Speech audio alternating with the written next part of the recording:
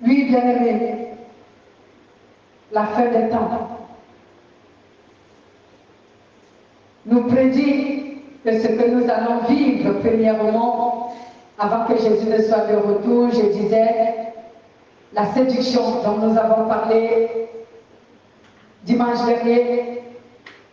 Et aujourd'hui, nous parlons d'un autre signe précédent la fin des temps. Ce sont les conflits dans le monde.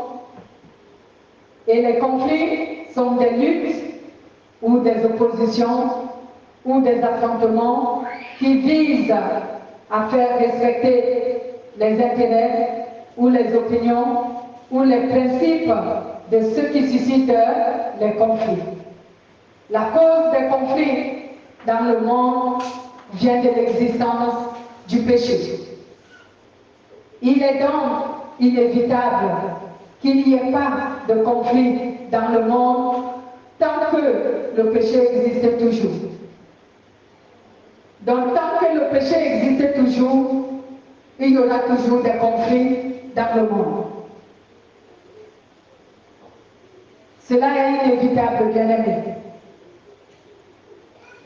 C'est pour cela que Jésus a dit que ces conflits s'étendront dans le monde à tel point que même dans les familles ou encore dans les maisons et partout d'ailleurs dans le monde, il y aura des divisions, il y aura des luttes, il y aura des guerres, il y aura des trahisons, il y aura la haine, il y aura des occasions de chute, il y aura des provocations, etc.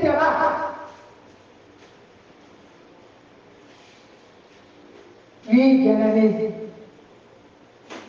il est inévitable que dans ce monde, il n'y ait pas de conflit, toutefois que le péché existe. Et Jésus nous a avertis lorsqu'il nous a dit que ces conflits vont s'étendre dans tout le monde entier. Au point où, dans la même famille, dans la même maison, dans un même lieu, partout dans le monde, il y aura quoi? Il y aura des divisions, il y aura des luttes, il y aura des guerres, il y aura des trahisons, il y aura la haine, il y aura des occasions de chute, il y aura des provocations, il y aura tout ce qui provoque des conflits. Il y aura tout cela. On va essayer de lire d'abord dans notre texte de Matthieu chapitre 24, lisons à partir du verset 26 jusqu'au verset 13.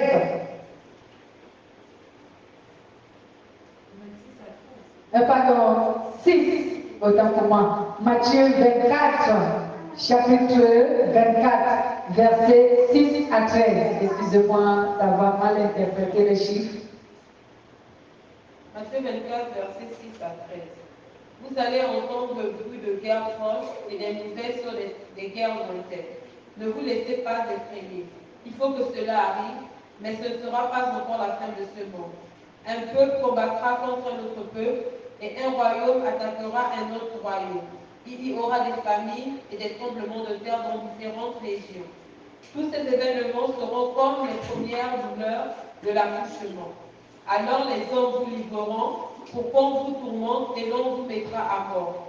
Tous les peuples vous haïront à cause de moi.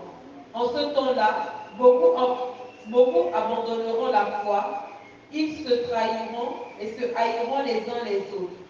De nombreux faux prophètes apparaîtront et tromperont beaucoup de gens. Le mal se répandra à tel point que l'amour d'un grand nombre de personnes se refroidira. Mais celui qui tiendra bon jusqu'à la fin sera sauvé. Amen. Ceux qui persévéreront jusqu'à la fin seront sauvés.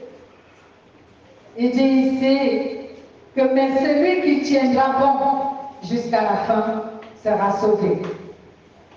Jésus dit, vous entendrez qu'il y a des guerres et des bruits de guerre.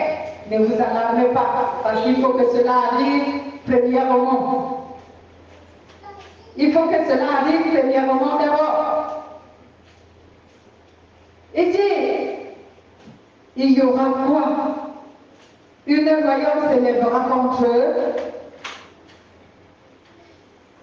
Une nation autant pour moi s'élèvera contre une autre nation, un royaume contre un autre, un peuple contre un autre. D'où nous voyons aujourd'hui les guerres civiles. Bien-aimés.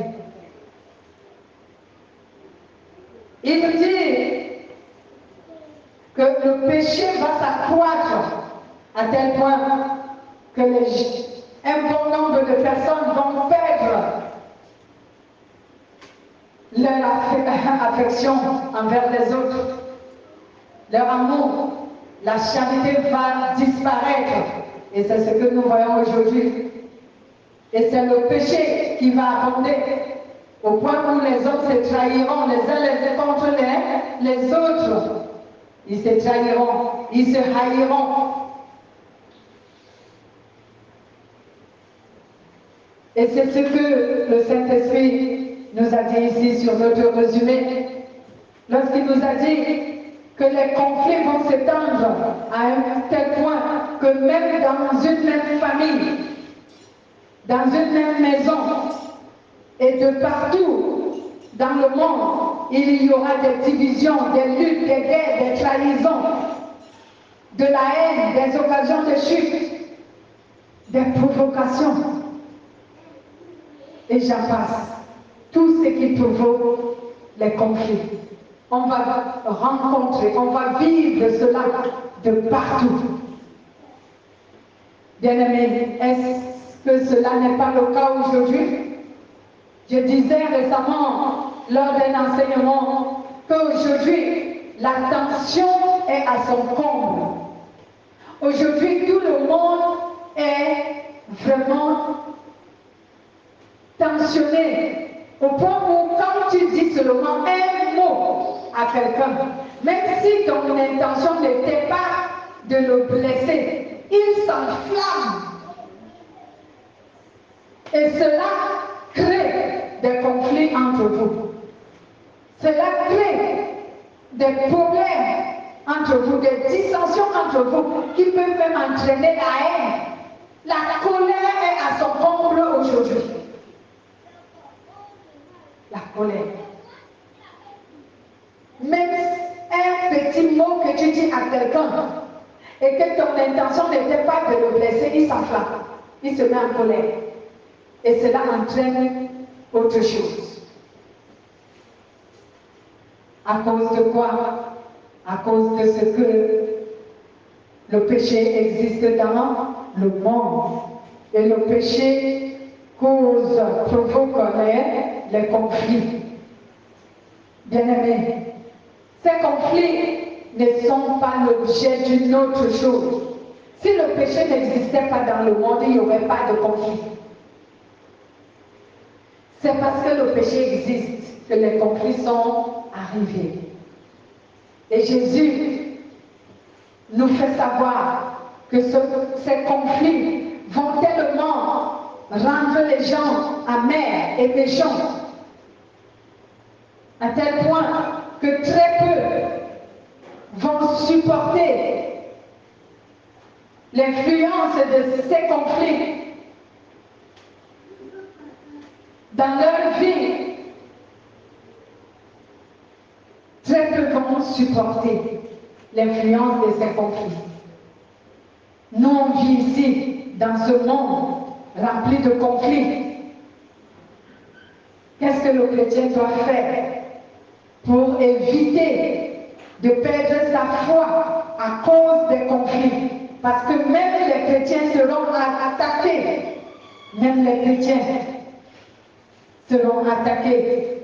Jésus a dit ici, alors les hommes vous, au verset 9, alors les hommes vous livreront, ils vous livreront pour qu'on vous tourmente et qu'on vous mette à mort.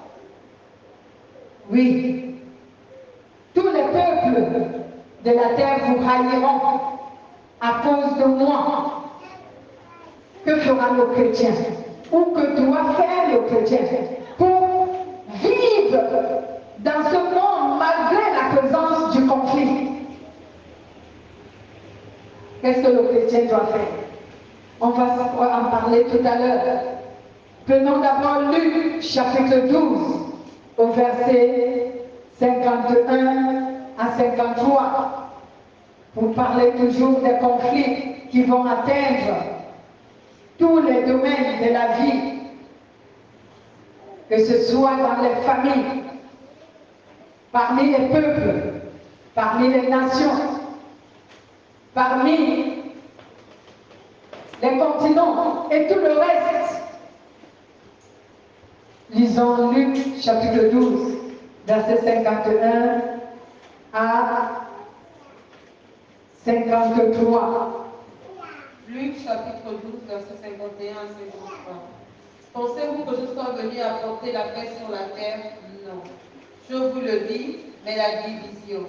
Dès maintenant, une famille de 5 personnes sera divisée, 3 contre 2 et 2 contre 3.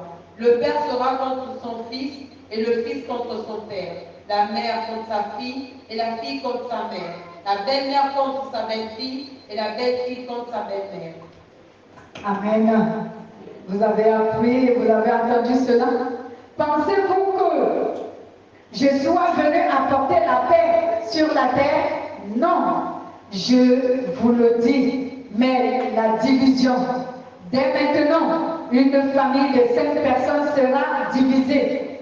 3 contre 2 et 2 contre 3. Le père sera contre son fils et le fils contre son père. La mère contre sa fille et la fille contre sa mère. La belle-mère contre sa belle-fille et la belle-fille contre sa belle-mère. Amen. Donc, si les conflits doivent arriver jusqu'à dans nos maisons, imaginez l'ampleur. Amen. Imaginez l'ampleur de ces conflits. Et nous le vivons aujourd'hui. Entre dans une famille et vérifie. Tu vas trouver que cette famille est divisée.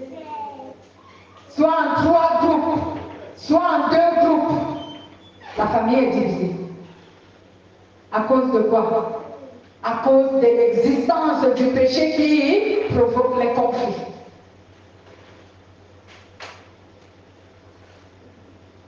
À cause de l'existence du péché qui provoque les conflits.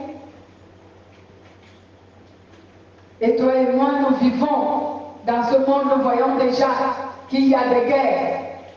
On peut dire que bon, peut-être Jésus parlait seulement des nations contre les nations, royaume contre royaume, peuple contre peuple. Mais il a dit jusqu'à dans les maisons. Nos maisons. Nous habitons tous la même maison, mais à cause du péché, nous sommes en conflit. Amen. Le père contre le fils. Alléluia.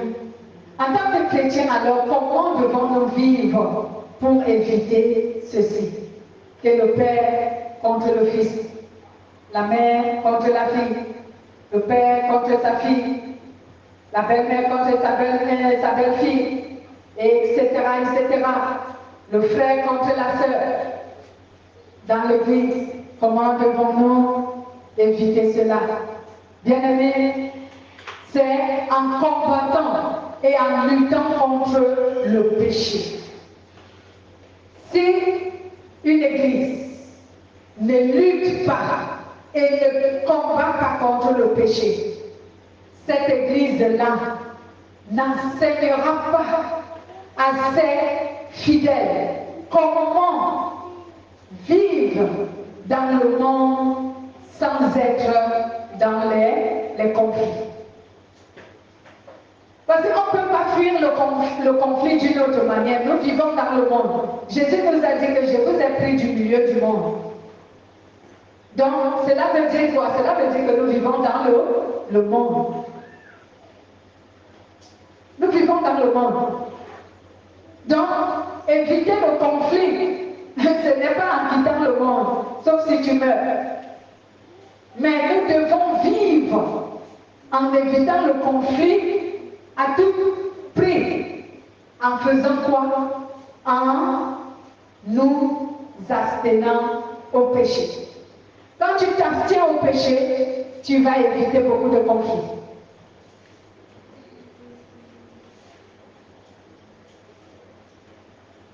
C'est tout ce que le chrétien ou l'Église doit faire pour essayer d'éviter au maximum le conflit dans son sein et le conflit dans son cœur. Quand je parle du conflit dans son sein, à ce moment je parle de toute la communauté. Mais quand je parle du conflit dans son cœur, je fais allusion à un chrétien individuel dans son cœur. Donc il faut lutter contre le péché. Si tu ne luttes pas contre le péché, tu ne peux pas éviter les conflits. Amen. Voici donc, bien-aimés, ce deuxième signe. On ne peut même pas le développer d'une autre manière. On doit tout simplement savoir que Jésus nous a parlé de cela, qu'il y aura des conflits, des guerres et des bruits de guerre seront entendus. Une nation se lèvera contre une autre nation, un peuple contre un autre peuple, un royaume contre un autre royaume. Aujourd'hui, nous voyons cela se manifester de partout dans le monde entier. Il a parlé des familles en disant l'homme aura pour ennemi les gens de sa propre maison. Parce que dans une même famille de 5 personnes, ils seront divisés 3 contre 2 et 2 contre 3. Le père se lèvera contre son fils et le fils contre le père, la mère contre la fille et la fille contre la mère, la belle-mère contre sa belle-fille et la belle-fille contre la belle-mère. Et tout cela à cause de quoi? À cause de la présence du péché au milieu d'eux. C'est la présence du péché qui va créer ce conflit.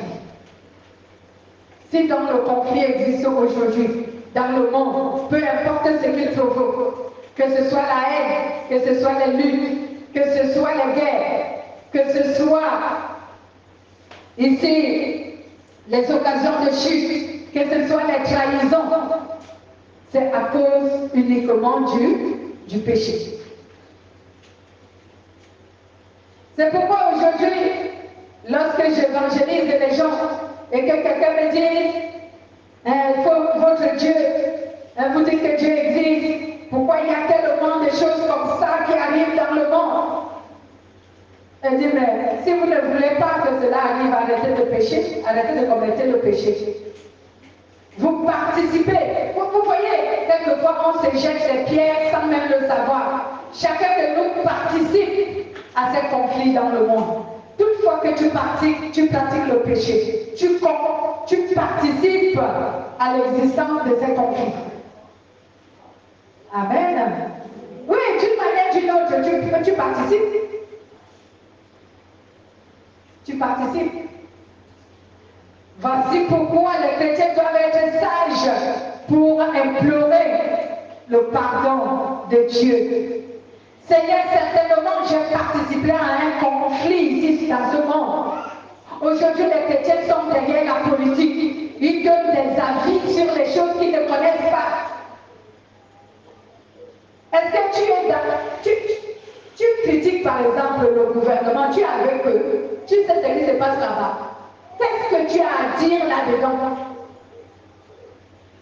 Au lieu tout simplement de prier, les mots que tu sors de ta bouche pour critiquer la manière dont le pays est géré, la manière dont la famille est gérée, la manière dont tel gère son foyer, tu participes au conflit qui sort de là.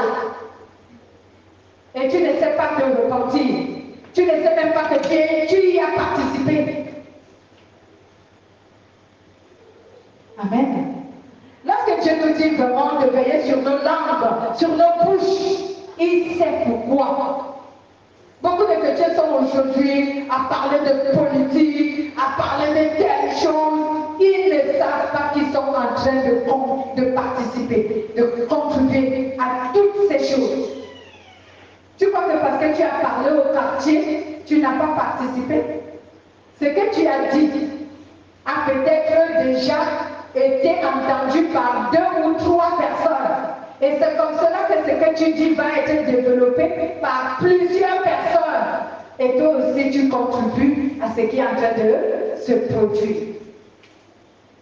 On doit essayer de faire ce qui nous a été recommandé et non ce que Dieu ne nous a pas appelé à faire.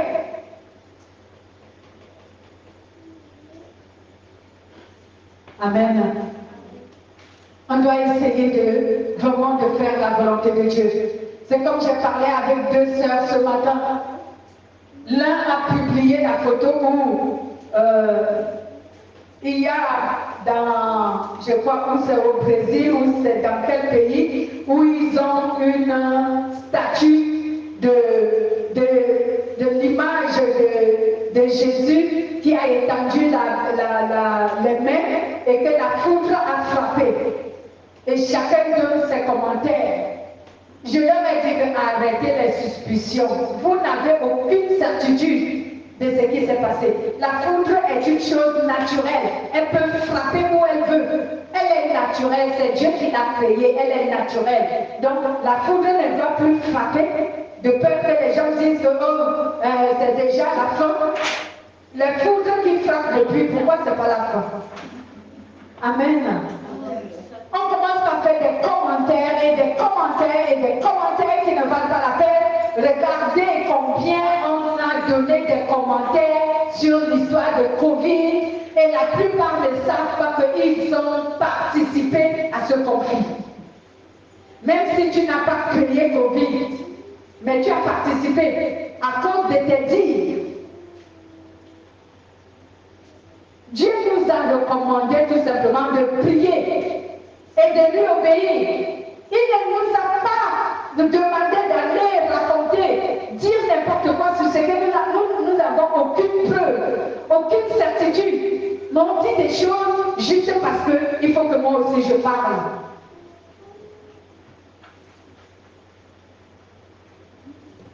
On doit faire attention, bien-aimés, parce qu'au lieu de participer à la délivrance, on risque de participer à une condamnation. On doit faire attention. Donc, je n'irai pas trop loin. On doit tout simplement savoir ce qu'on doit retenir aujourd'hui, c'est que un autre signe dont le Seigneur Jésus nous a dit qu'il va se produire avant qu'il ne soit du retour, ce sont les conflits. Et nous voyons ces conflits aujourd'hui. Jésus a été clair. Il a dit qu'il y aura des guerres et des bruits de guerre. Il a dit qu'une nation se lèvera contre une autre, un royaume contre un autre, un peuple contre un autre, une famille sera divisée, les gens d'une même maison seront divisés, les parents avec leurs enfants seront divisés à cause du péché qui crée les conflits. Amen. Et que s'il n'existait pas de péché, il n'y aurait pas de conflit. Mais puisque le péché existe, il est inévitable que que le conflit ne puisse pas être dans le monde. C'est pourquoi Dieu a pris dans la résolution de mettre fin à l'existence du péché, d'où nous parlons aujourd'hui de la fin des temps, de la fin du monde. Cela veut dire la fin de l'existence du péché. Amen. Et comme cela, dans le monde à venir, il n'y aura plus de conflit, parce que le péché ne va plus exister. Amen. Gloire soit à Dieu, à Jésus-Christ. On peut remercier le Seigneur.